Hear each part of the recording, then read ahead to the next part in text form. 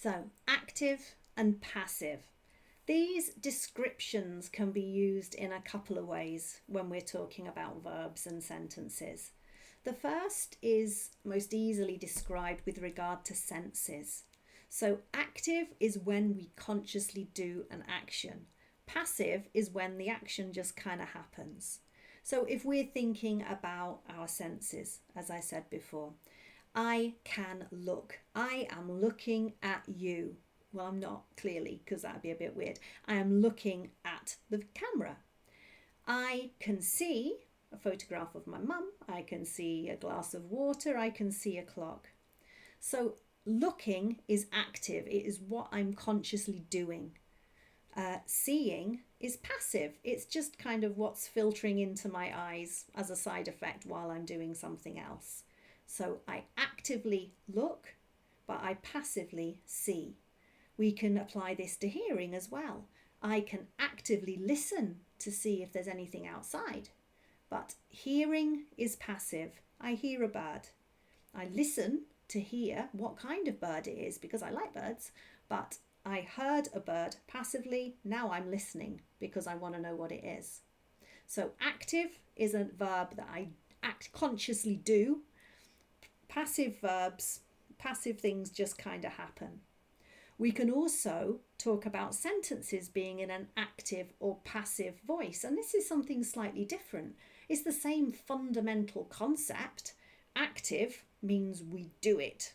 Passive means it's just kind of done. So I eat a cake. Oh yes, I eat this cake. But we could also say the cake is eaten. It isn't saying I'm doing it in the same way, but it's also describing the action. I eat the cake is eaten. So how do we form that passive voice? Well, we need an auxiliary verb, a helping verb. We'll talk more about them in another lesson as well. So in this case, it's am, is, or are. The cake is eaten. So first, we need to think about the subject-verb agreement that we talked about previously. So we need to make sure we use the right form of the helping verb.